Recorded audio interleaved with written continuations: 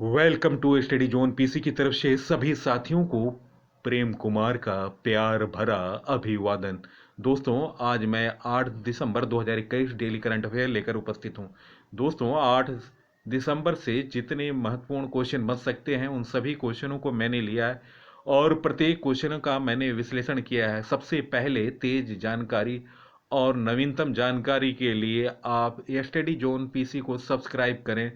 Subscribe का button red button है, red button पर क्लिक करें और बगल वाली बेल आइकन पर क्लिक करें जिससे मेरे आने वाले तमाम वीडियो का नोटिफिकेशन मिल सके।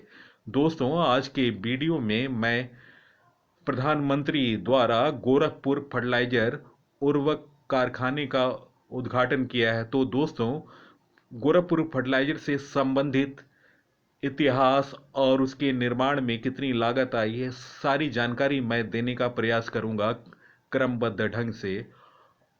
तो वीडियो को शुरू से अंत तक देखा करें और अपने साथियों को फेसबुक, इंस्टाग्राम, टेलीग्राम और व्हाट्सएप ग्रुपों पर शेयर करें। First question, Loewi institute Asia power index 2021 के अनुसार भारत एशिया के सबसे शक्तिशाली देशों में कौन से स्थान पर है?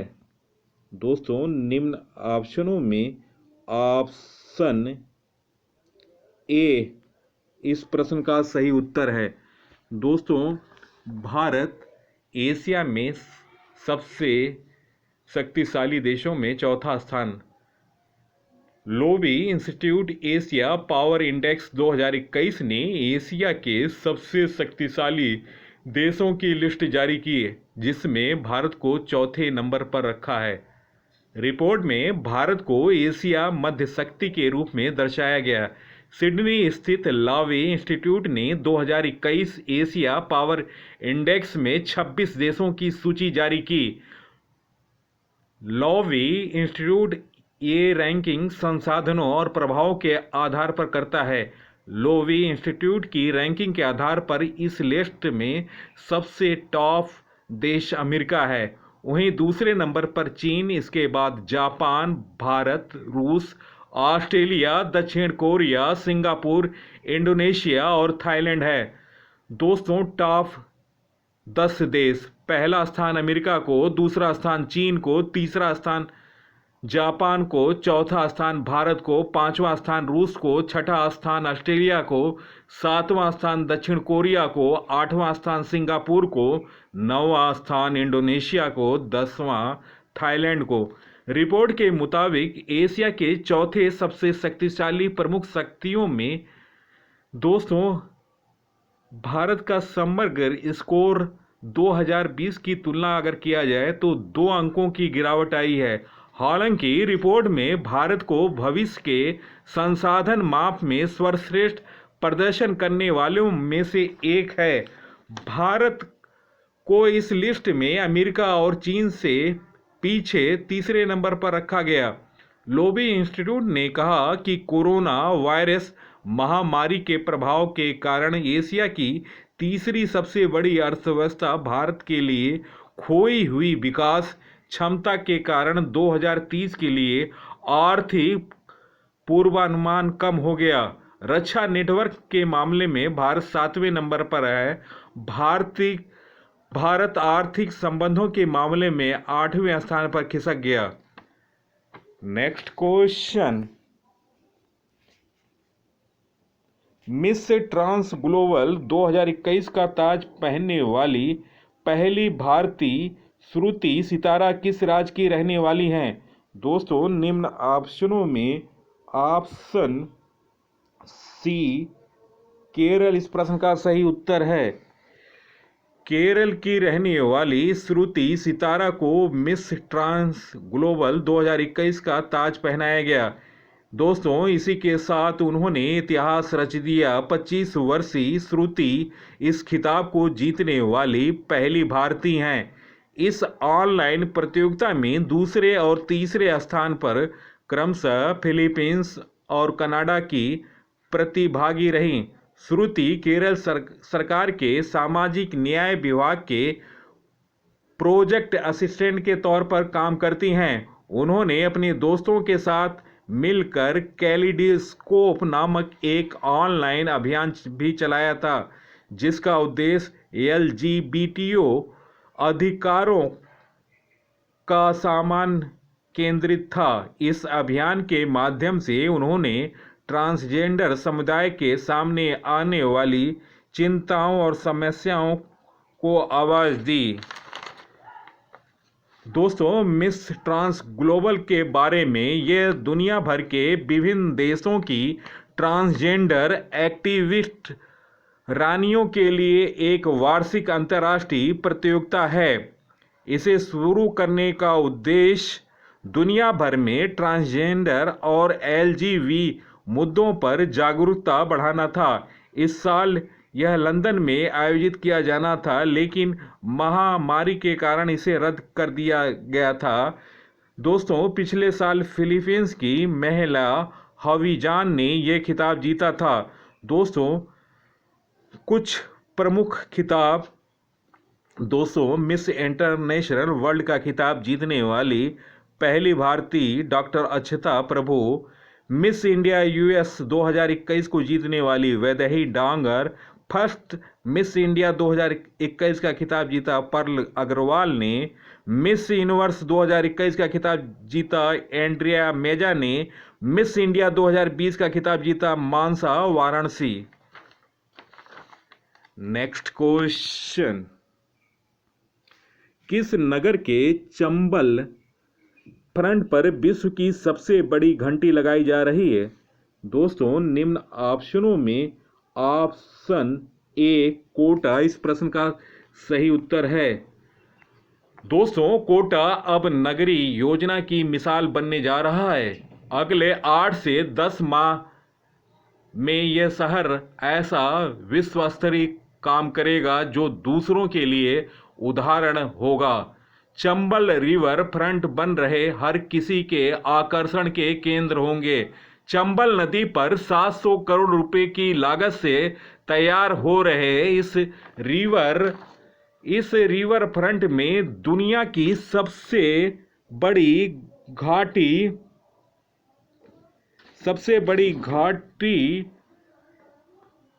देश की सबसे बड़ी संगमरमर की प्रतिमा, देश का पहला एलईडी गार्डन और देश का सबसे बड़ा नदी समेत कई अजूबे दिखेंगे। यह रिवर फ्रंट 2.75 किलोमीटर का है, जिसमें गंगा के किनारे बसे बनारस की तर्ज पर एक छोर पर 14 और दूसरे छोर पर 12 घाट होंगे। प्रत्येक घाट अलग थीम पर होगा।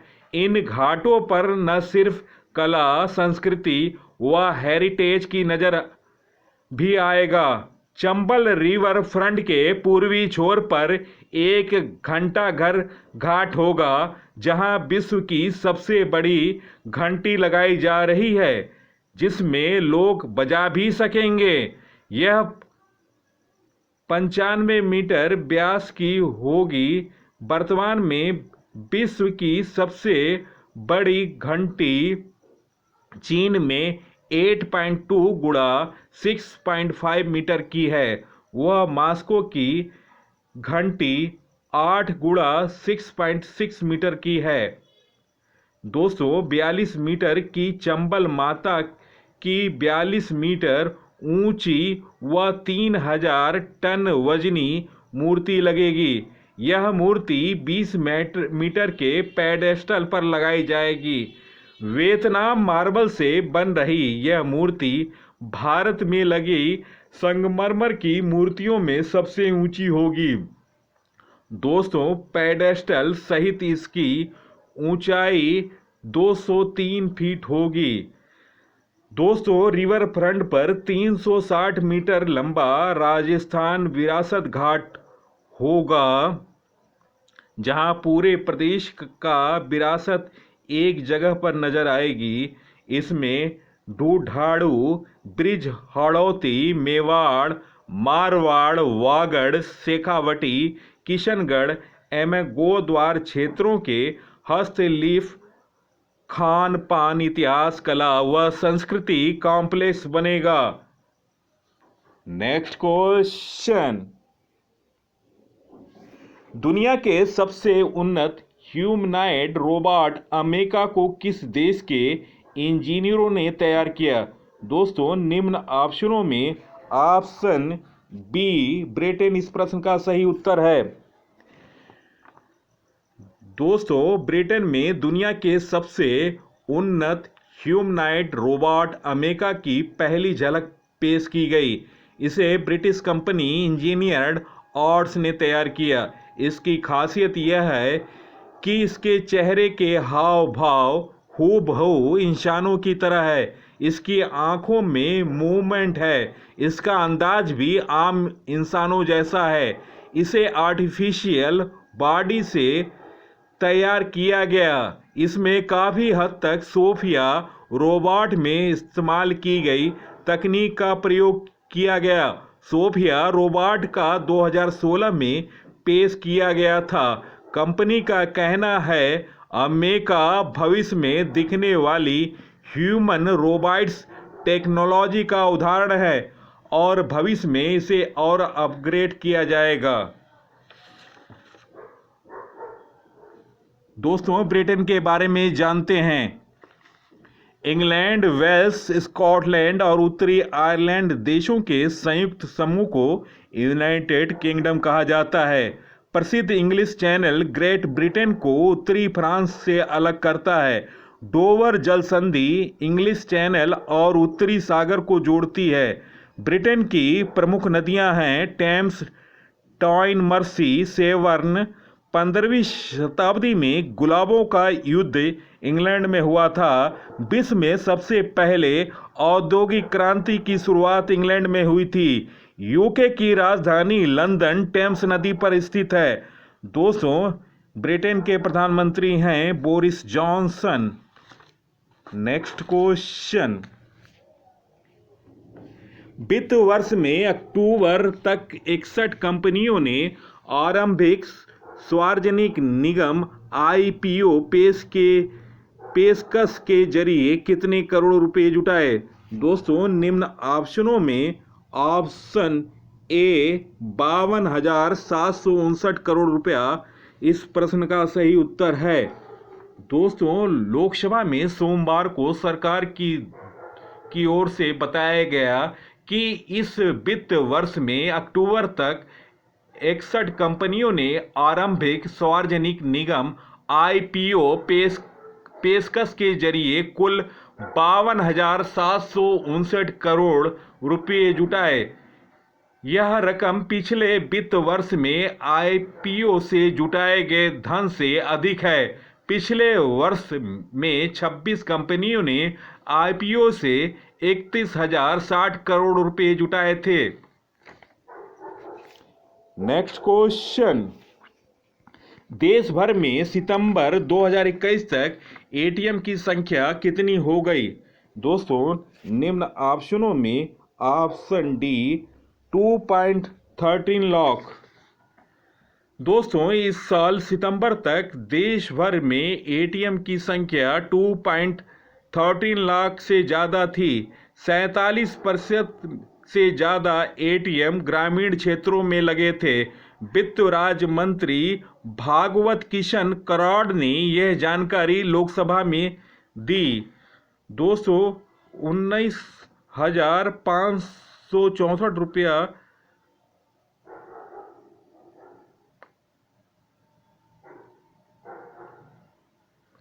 नेक्स्ट क्वेश्चन,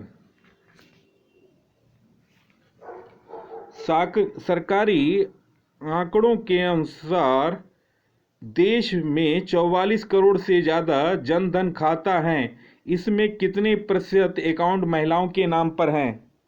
दोस्तों, निम्न ऑप्शनों में ऑप्शन सी 55%।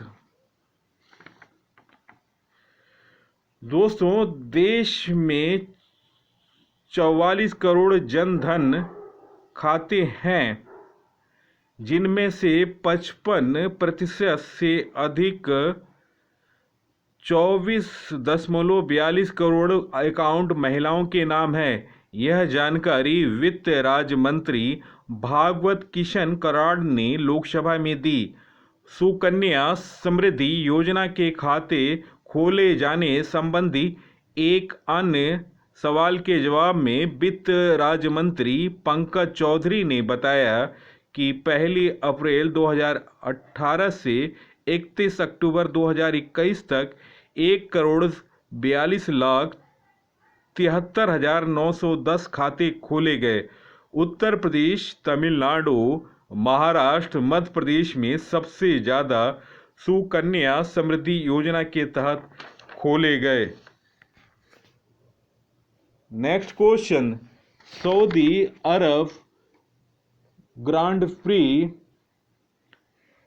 2021 का खिताब किसने जीता? दोस्तों, निम्न ऑप्शनों में ऑप्शन बी लुइस हैमिल्टन इस प्रश्न का सही जवाब है। मौजूदा चैंपियन लुइस हैमिल्टन ने सऊदी अरब ग्रांड प्री जीत हासिल कर अंतिम रेस से पहले मैक्स वर्स्टैपन के साथ फार्मूला 1 खिताब की दौड़ को रोचक बना दिया। दोनों के अब दोस्तों समान अंक हो गए।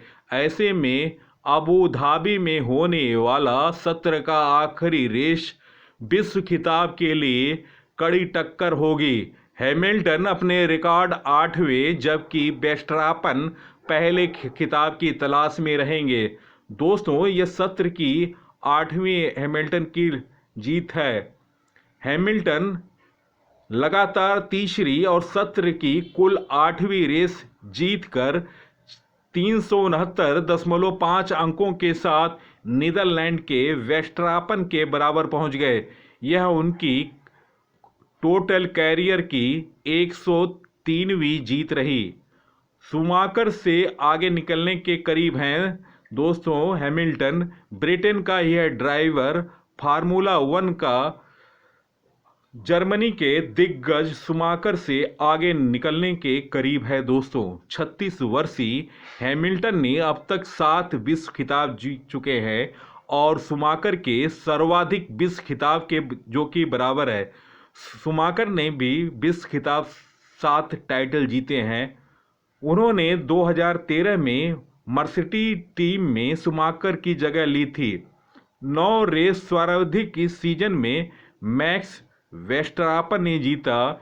21 कुल रेस अब तक इस सत्र में आयोजित हो चुके हैं। यह पहली बार था जब जेद्दा में ग्रांड प्री की रेस की मेजबानी किया।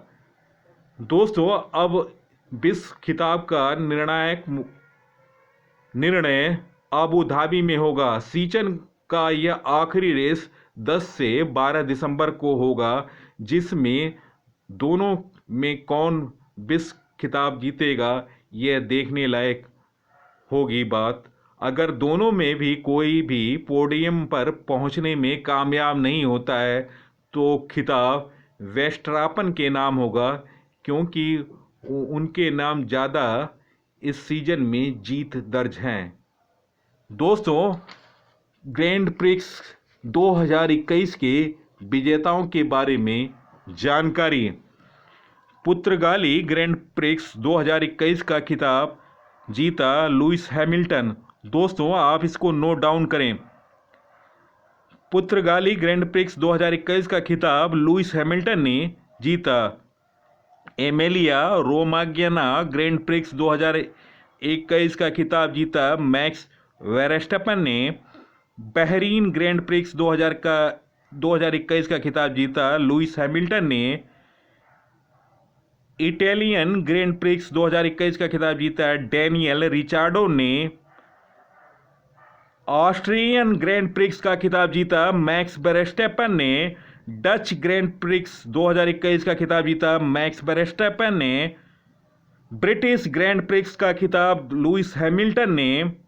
बेल्जियम ग्रैंड प्रिक्स का खिताब जीता मैक्स वर्स्टैपन ने।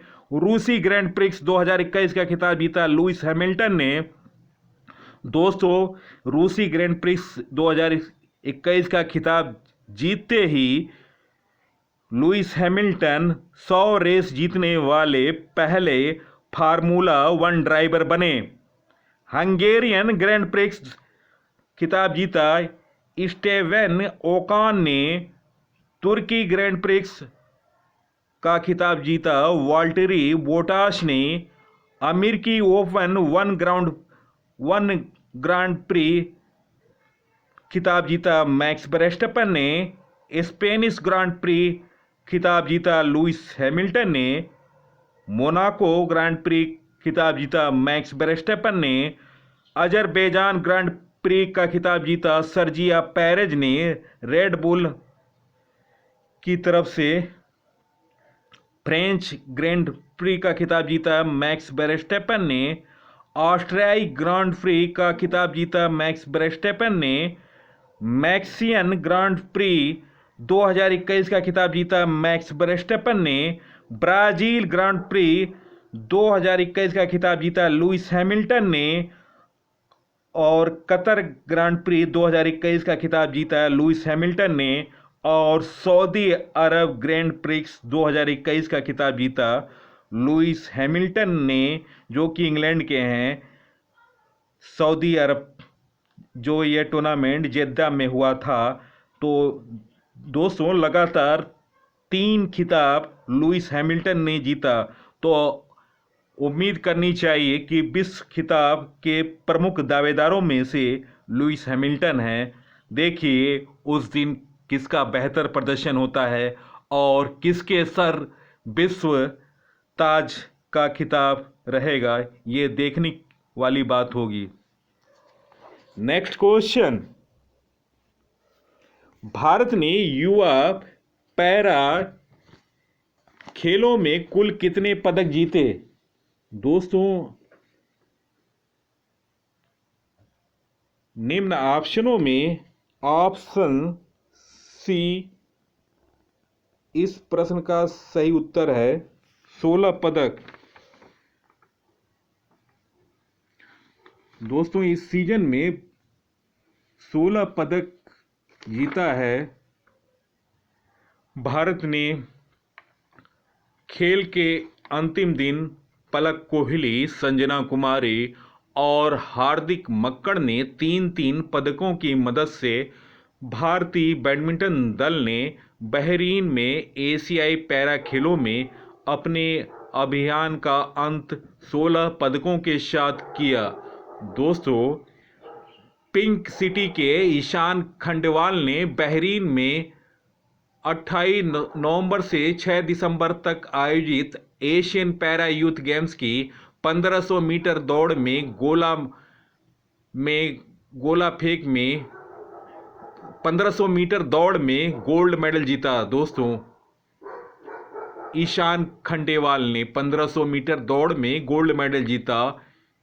ईशान जयपुर के सवाई स्टेडियम में कोच महावीर सैनी और राजस्थान पुलिस के कोच रामा अवतार मीणा से ट्रेनिंग लेते हैं।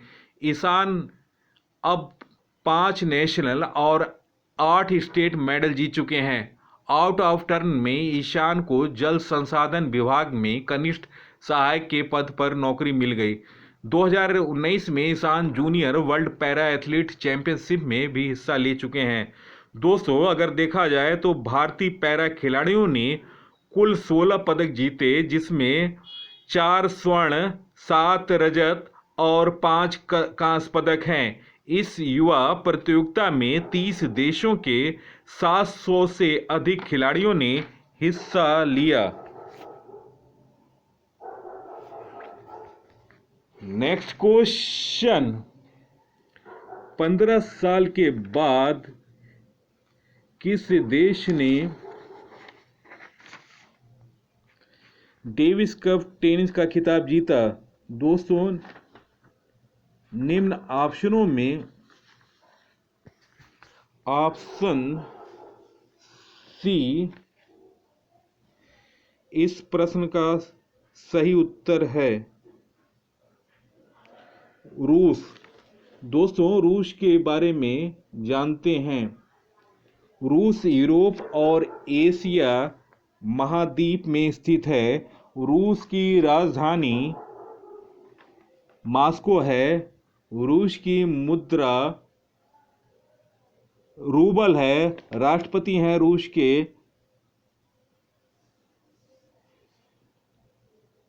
Vladimir Putin. यूराल पर्वत एशियाई रूस को यूरोपीय रूस से अलग करता है। रूस की संसद का नाम ड्यूमा है। लंबी नदी लीना नदी है। सबसे लंबी पर्वत श्रृंखला एल्ब्रुस पर्वत है। भारतीय संविधान में रूस से लिया गया मौलिक कर्तव्य। दोस्तों, रूस के टेनिस खिताब जीतने में दानिल मेदवेदेव का शानदार प्रदर्शन रहा और इसी के बदौलत रूस 15 साल बाद डेविस कप टेनिस प्रतियोगिता का खिताब जीतने में सफल रहा। मेदवेदेव ने रविवार को दूसरे एकल में मारिन सालिच को 7-6, 6-2 से हराकर रूस को क्रोएशिया पर 2-0 की अजय बढ़त दिलाई थी। यह रूस का 2006 के बाद पहला डेविस खिताब है। रूस ने 2002 में भी डेविस कप का खिताब जीता था। क्रोएशिया भी अपने तीसरे खिताब की तलाश में था। उसने 2005 और 2018 में खिताब जीता था। यह लगातार पांचवा मैच है जब विश्व में दूसरे नंबर के खिलाड़ी मेदवेदेव की डेविस कप में जीत दर्ज की है। उन्होंने 3 महीने पहले नोवाक जोकोविच को हराकर यूएस ओपन के रूप में अपना पहला ग्रैंड स्लैम खिताब भी जीता। आंद्रे रूबलेव ने इससे पहले बोर्ना गोजा को लगातार सेटों में 6-4, 7-6 से हराकर रूस को मैड्रिड एरेना में शुरुआती बढ़त दिलाई थी। दोस्तों, भारत अगले साल 4-5 मार्च को डेविस कप के विश्व ग्रुप 1 के मुकाबले में डेनमार्क की मेजबानी करेगा। फरवरी 2019 के बाद यह पहली बार होगा कि भारत घर का डेविस कप खेलेगा। इस समय भारत ने इटली की मेजबानी की थी। हालांकि कोलकाता में हुए मुकाबले में उसे 1-3 से हार झेलनी पड़ी थी। नेक्स्ट क्वेश्चन, एक्वेरियन अभ्यास 2021 संयुक्त सैन्य अभ्यास भारत और किस देश के बीच आयोजित किया जा रहा है? दोस्तों, निम्न ऑप्शनों में ऑप्शन बी मालदीव इस प्रश्न का सही उत्तर है। दोस्तों, भारत और मालदीव संयुक्त सैन्य प्रशिक्षण अभ्यास एक्वेरियन 6 से 19 दिसंबर 2021 तक आयोजित किया जाएगा। इस अभ्यास का आयोजन स्थल मालदीव का कड़थू द्वीप पर है। यह इस सैन्य अभ्यास का 11वां संस्करण है। मालदीव की भाषा एक्वेरियन का अर्थ है मित्र। अभ्यास के दौरान दोनों देश आतंकवाद और उग्रवाद विरोधी अभियानों के संचालन तथा सैन्य अनुभवों को साझा करेंगे। गौरतलब है कि भारत मालदीव के साथ भाषाई, सांस्कृतिक, धार्मिक और वाणिज्यिक संबंध साझा करता है। इस 14 दिवसीय अभ्यास का उद्देश्य दोनों देशों के मध्य न सिर्फ रक्षा तथा द्विपक्षीय संबंधों को बढ़ावा देना बल्कि अन्य संबंधों में मजबूती लाना है। हिंद महासागर क्षेत्र में उभरती हुई सुरक्षा चुनौतियों के बीच मालदीव के साथ भारत के संबंधों को और मजबूत बनाने की दिशा में यह अभ्यास बेहद अहम है। बता दूं कि इस अभ्यास का पहला संस्करण 2009 में आयोजित किया गया था। भारतीय सेना और मालदीव के राष्ट्रीय रक्षा बल द्वारा बारी बारी से इस अभ्यास की मेजबानी की जाती है। एक्वेरियन का 10वां संस्करण अक्टूबर 2019 में महाराष्ट्र के औंध सैन्य स्टेशन में संपन्न हुआ था। एक्वेरियन अभ्यास 2021 का अभ्यास स्थल मालदीव का कड़थू द्वीप पर है। दोस्तों, टॉप सैन्य अभ्यास 2021। दोस्तों, युद्धाभ्यास 2021 भारत और अमेरिका का थारू मरुस्थल राजस्थान में हुआ। दस्तलिक युद्धाभ्यास 2021 भारत और उज्बेकिस्तान का युद्धाभ्यास उत्तराखंड में हुआ। EU नेव फोर युद्धाभ्यास 2021 भारत और यूरोपीय संघ के बीच हुआ अदन की खाड़ी में। खंजर युद्धाभ्यास 2021 भारत किर्गिस्तान बिश्केक में हुआ। वरुण नौसेना युद्धाभ्यास 2021 त्रिपक्षीय भारत फ्रांस अरब अमीरात अरब सागर में हुआ। शांति ऑपरेशन युद्धाभ्यास 2021 भारत भूटान श्रीलंका बांग्लादेश में हुआ। ब्रज प्रहार भारत अमेरिका हिमाचल प्रदेश में हुआ। पैसेज एक्सरसाइज भारत इंडोनेशिया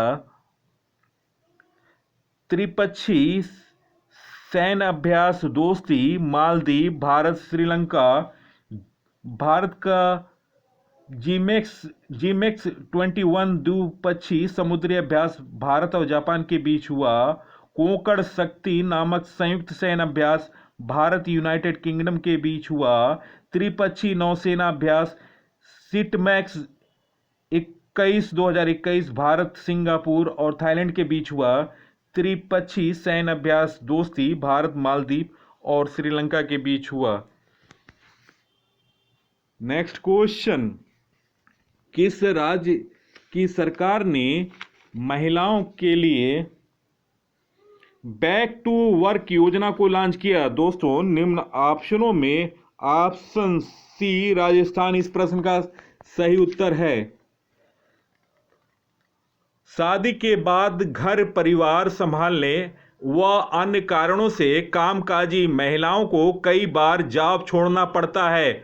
नौकरी छोड़ने वाली इन कामकाजी महिलाओं को निजी क्षेत्र के सहयोग से फिर से जॉब दिलाने या वर्क फ्रॉम होम का अवसर उपलब्ध कराने के लिए राज्य सरकार बैक टू वर्क योजना लॉन्च किया है। इस योजना में विधवा, परित्यक्ता, तलाकशुदा एवं हिंसा से पीड़ित महिलाओं को इसमें प्राथमिकता दी जाएगी। राजस्थान मुख्यमंत्री अशोक गहलोत ने इस योजना को मंजूरी दी। दोस्तों, राजस्थान के बारे में जानते हैं। राजस्थान का गठन 30 मार्च 1949 में हुआ। राजस्थान के मुख्यमंत्री अशोक गहलोत है। गवर्नर हैं कलराज मिश्रा। राजस्थान में लोकसभा की 25 सीट, राज्यसभा की 10 सीट, विधानसभा की 200 सीट, जिला की संख्या 33 है। मुख्य न्यायाधीश इंद्रजीत मोहंती हैं। राजकीय पशु ऊंट है। राजकीय फूल रोहिड़ा, जिसे मर्च सोमा भी कहा जाता है। राजकीय पक्षी गोड़ावड़, जिसे ग्रेट इंडियन बस्टर भी कहा जाता है। राजकीय वृक्ष है खेजड़ी। राजकीय खेल है बास्केटबॉल। लोक नृत्य हैं चाकरी, घूमर, झूमर, घापाल, पनिहारी, जिंदाद, टेरतौली, सुईसिनी, फूंदी, कलवेलिया, कठपुतली, नेजा तथा तेजाजी। नेशनल पार्क हैं Ranthambore national park, Sariska national park, Keoladeo national park, desert national park, Mukundra hills national park, Ghana Pakshi Vihar, Kumbhalgarh अभयारण्य। दोस्तों, राजस्थान की सीमा 5 पड़ोसी राज्यों से मिलती है। मध्य प्रदेश, गुजरात, हरियाणा, उत्तर प्रदेश, पंजाब। क्षेत्रफल की दृष्टि से भारत का सबसे बड़ा राज्य राजस्थान है। भारत और दक्षिण एशिया का सबसे बड़ा रेगिस्तान थार रेगिस्तान है, जो कि राजस्थान में है। अरावली श्रेणी में भारत का राजस्थान राज्य स्थित है। राजस्थान के प्रमुख स्टेडियम है सवाई मानसिंह क्रिकेट स्टेडियम। दोस्तों, राजस्थान के प्रमुख बांध हैं बिशलपुर बांध, जो कि बनास नदी पर है। माही बजाज सिंह बांध माही नदी पर है। राणा प्रताप सागर बांध चंबल नदी पर है, जवाई बांध जवाई नदी पर है। दोस्तों, राजस्थान राज्य से होकर कर्क रेखा गुजरती है। दोस्तों, कर्क रेखा भारत के 8 राज्यों से निकलती है: गुजरात, राजस्थान, मध्य प्रदेश, छत्तीसगढ़, झारखंड, पश्चिम बंगाल, त्रिपुरा और मिजोरम। नेक्स्ट क्वेश्चन, हाल में कश्मीर में सेना की 15वीं कोर की ब्रज डिवीजन की कमान किसने संभाली? दोस्तों, निम्न ऑप्शनों में ऑप्शन ए अभिजीत एस पेढ़ाकर इस प्रश्न का सही उत्तर है। मेजर जनरल अभिजीत एस पेढ़ाकर ने कश्मीर में सेना की 15वीं कोर की ब्रज डिवीजन की कमान रविवार को संभाली। नियंत्रण रेखा की सुरक्षा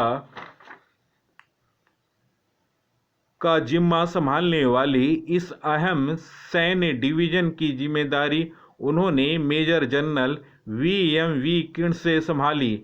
मेजर जनरल कृष्ण जल्द ही मिजोरम के वेरेंगेट में सेना के काउंटर इंसर्जेंसी जंगल वॉरफेयर स्कूल के नए कमांडेंट का पद संभालने के लिए रवाना होंगे। ब्रज डिवीजन के नए जीओसी का पदभार संभालने वाले मेजर जनरल अभिजीत को 9 जून 1990 का IMA देहरादून से असम रेजिमेंट की 6ठी बटालियन में कमीशन मिला था। वह राष्ट्रीय रक्षा अकादमी खड़क वासला के छात्र रहे। जीओसी का पद संभालने से पहले वह जम्मू कश्मीर में ही नियंत्रण रेखा की सुरक्षा का जिम्मा संभालने वाली एक ब्रिगेड का भी कमान कर चुके हैं। वह नियंत्रण रेखा की सुरक्षा का खासा अनुभव रखते हैं। उन्होंने सामरिक अध्ययन में MMC और दर्शन शास्त्र में मास्टर की डिग्री हासिल की है। उनके पास पूर्वोत्तर जम्मू कश्मीर में गहन आतंकरोधी अभियानों में काम करने का व्यापक अनुभव है। भारतीय सेना में रहकर देश विदेश में कई अहम पदों पर काम कर चुके हैं, मगर जनरल अभिजीत को उल्लेखनीय सेवा के लिए कई पदक मिल चुके हैं। कुछ समय पहले उन्हें सेना की मध्य कमान के GOP-in-C के प्रशस्ति पत्र से सम्मानित किया गया। इसके साथ उन्हें युद्ध सेवा पदक से भी नवाजा जा चुका है।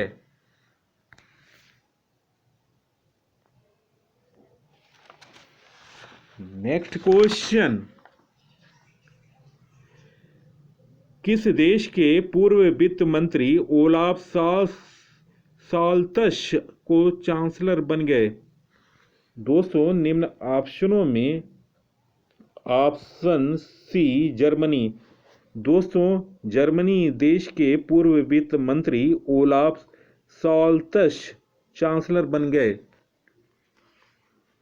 दोस्तों, उन्हें 16 साल तक जर्मनी की सत्ता में रहने वाली एंजेला मर्केल की जगह ली। इसके साथ ही लगातार कई कार्यकाल तक सत्ता में रही एंजेला मर्केल का युग समाप्त हो गया। जर्मनी के राष्ट्रीय चुनाव सितंबर में संपन्न हुए थे। इसके बाद देश के राजनीतिक दलों social democratic party, green party और फ्री डेमोक्रेट्स ने त्रिपक्षीय गठबंधन वाली सरकार का निर्माण किया। इस गठबंधन का नेतृत्व सोशल डेमोक्रेट्स पार्टी के नेता ओलाफ साल्तश ने कर रहे हैं। ओलाफ ने इसे ट्रैफिक लाइट गठबंधन का नाम दिया है। इस गठबंधन का लक्ष्य जर्मनी को ग्रीन इकोनॉमी में बदलने की व्यापक योजनाओं पर काम करना है। गठबंधन के लिए समझौते का सबसे अहम मुद्दा जलवायु संरक्षण और पर्यावरण की सुरक्षा है। साथ ही इनका लक्ष्य 2038 के निर्धारित समय से पूर्व साल 2030 तक कोयले के उपयोग को पूरी तरह खत्म करना है। बता दें कि जर्मन का आधिकारिक नाम फेडरल रिपब्लिक ऑफ जर्मन है। यह यूरोप की सबसे बड़ी अर्थव्यवस्थाओं में से 1 है। नेक्स्ट क्वेश्चन, दिनांक 7/12/2021 को गोरखपुर के फर्टिलाइजर उर्वरक कारखाने का उद्घाटन किसने किया? दोस्तों निम्न ऑप्शनों में ऑप्शन ए नरेंद्र मोदी। दोस्तों प्रधानमंत्री मोदी ने आज 7 दिसंबर को पूर्वी उत्तर प्रदेश के गोरखपुर जिले में 3 मेगा विकास परियोजनाओं को राष्ट्र को समर्पित किया। इन परियोजनाओं में एम्स अस्पताल, गोरखपुर उर्वरक संयंत्र और ICMR क्षेत्रीय चिकित्सा अनुसंधान केंद्र का नया भवन शामिल है। इन परियोजनाओं की अनुमानित लागत 9,600 करोड़ से अधिक है। दोस्तों गोरखपुर एम्स के बारे में जानकारी, अत्याधुनिक अस्पताल जिसमें 300 बेड और 14 ऑपरेशन थिएटर हैं। इसकी लागत 1,011 करोड़ है। इसकी स्थापना प्रधानमंत्री स्वास्थ्य सुरक्षा योजना PMSSY के तहत पहल के एक भाग के रूप में की गई। ICMR क्षेत्रीय चिकित्सा अनुसंधान केंद्र RMRC गोरखपुर का नया भवन भी 36 करोड़ की लागत से BRD मेडिकल कॉलेज में बनाया गया। यह वेक्टर जनित रोगों के परीक्षण और अनुसंधान की सुविधा प्रदान करेगा। यह हाईटेक लैब वेक्टर जनित रोगों से संबंधित परीक्षणों के लिए क्षेत्र के बड़े शहरों पर निर्भरता को कम करेगी। इसके अलावा यह क्षेत्र के अन्य चिकित्सा संस्थानों की भी सहायता करेगी। दोस्तों गोरखपुर उर्वरक संयंत्र, दोस्तों यह हिंदुस्तान उर्वरक रसायन लिमिटेड HURL का एक नवनिर्मित उर्वरक संयंत्र है।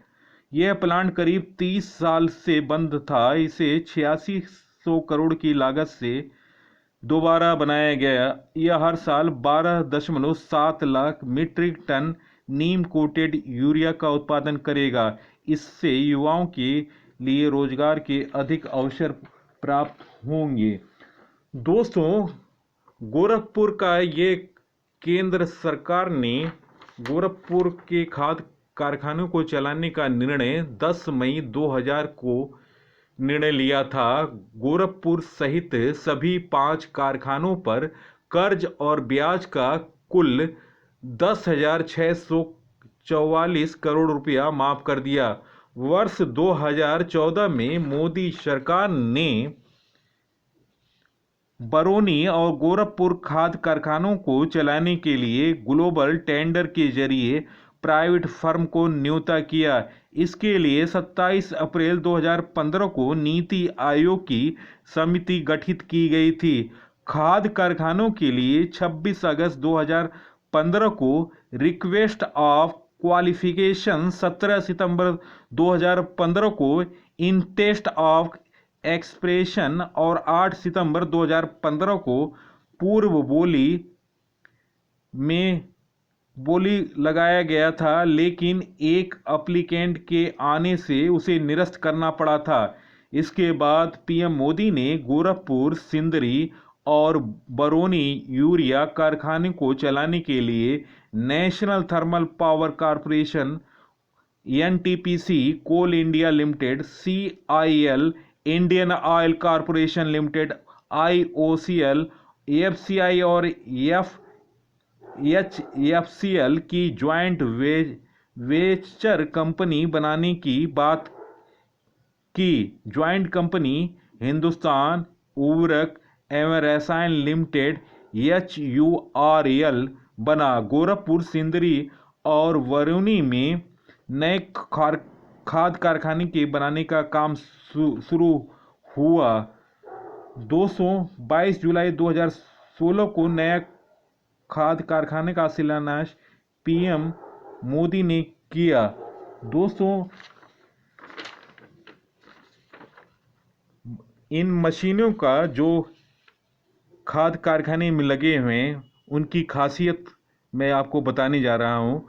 कार्बोमेट कंडेंसर, 521 टन वेट की मशीन की लंबाई 29.9 मीटर, चौड़ाई 6.5 मीटर और ऊंचाई 5.9 मीटर है। अमोनिया कन्वर्टर कुल 574 टन है। यह मशीन सबसे वजनी और लंबी है। कुल लंबाई 36 मीटर, चौड़ाई 6.5 मीटर और ऊंचाई 5.61 मीटर है।